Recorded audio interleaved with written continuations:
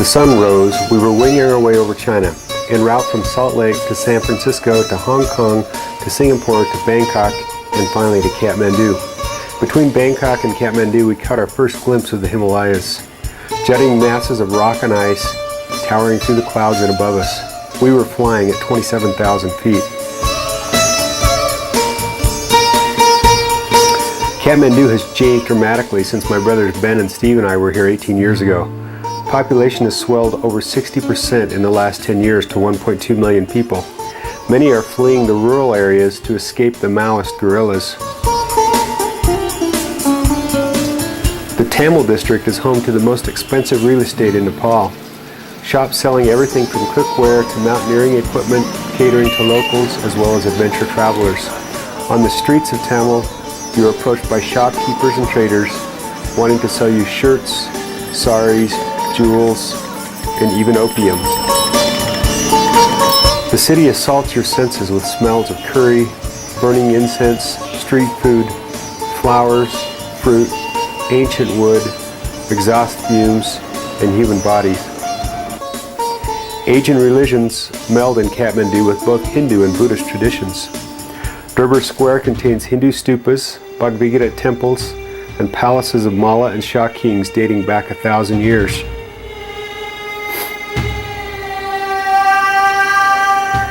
On the outskirts of Kathmandu is the Pashupatinath temple and the burning places along the river. Deceased are brought here from all over the area to have their remains cremated and returned to Earth's elements. Fire, ashes to the water, and smoke to the sky.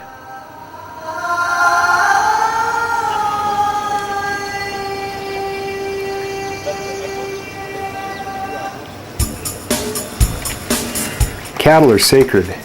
The Ganges River, mother of all life, came forth from the mouth of a cow. Buddhism is honored in the Buddhanath temple.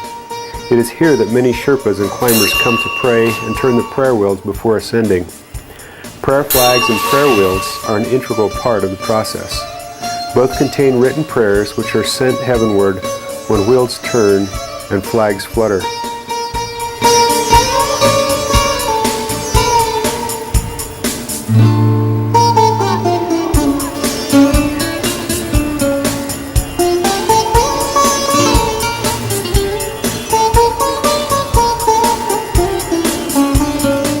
My trekking companions, Mark Andresen and Rod Chandler from Idaho, joined the tradition and purchased prayer flags for our journey.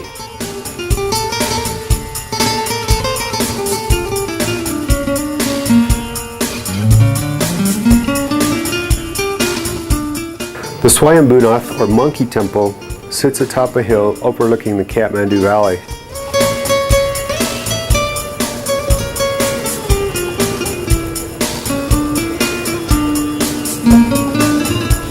The Nepal countryside is largely agricultural with its handcrafted terraces that have been farmed for hundreds of years.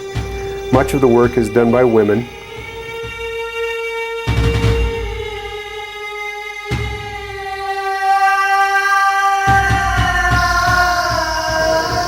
Fertilizing and irrigation.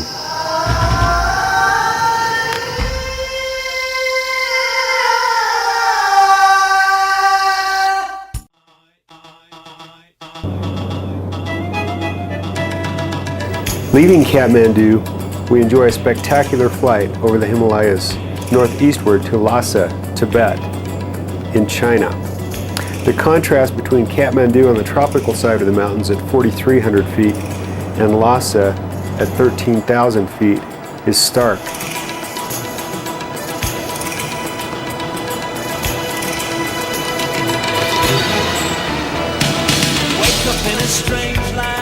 Landscape is barren and void of vegetation. Native Tibetans are religious and devout. Worship includes prostrations in front of the temple. Just what you believe. I go down to the market. Handheld prayer wheels and more prayer flags.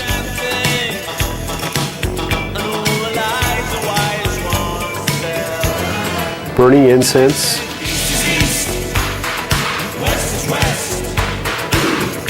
and butter lamps.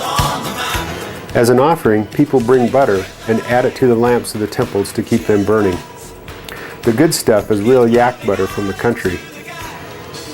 City dwellers buy packaged hardened vegetable oil. At the center of Lhasa is the Potala Palace, once the heart of the Tibetan religion and empire, home to the Dalai Lama, seat of the Tibetan government, and center of education and religion.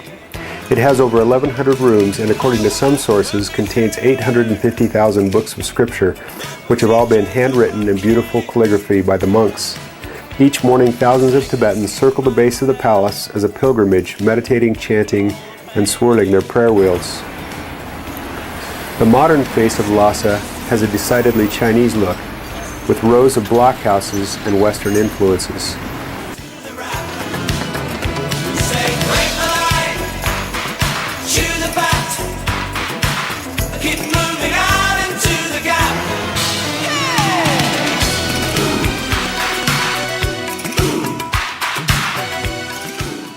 The courtyard and living quarters of the exiled Dalai Lama. Lhasa has several monasteries similar in size to the Potala, where monks in much smaller numbers than in earlier years still practice. In the afternoon, they practice philosophy debates and discussions. Questions are asked with a clap of the hand and demand for an answer. Chantings are common. Here in preparation for a festival. And in the evenings, monks gather at the Joaquin in great assembly halls to chant in unison and to meditate.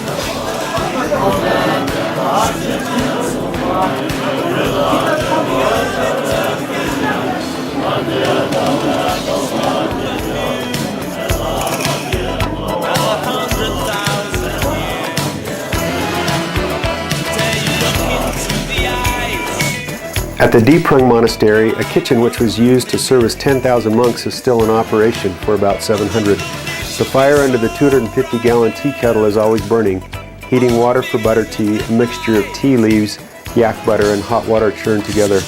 Here, scriptures written on paper that is poison to mice are stored. Monasteries include images of Buddha's past, present, and future, as well as statues of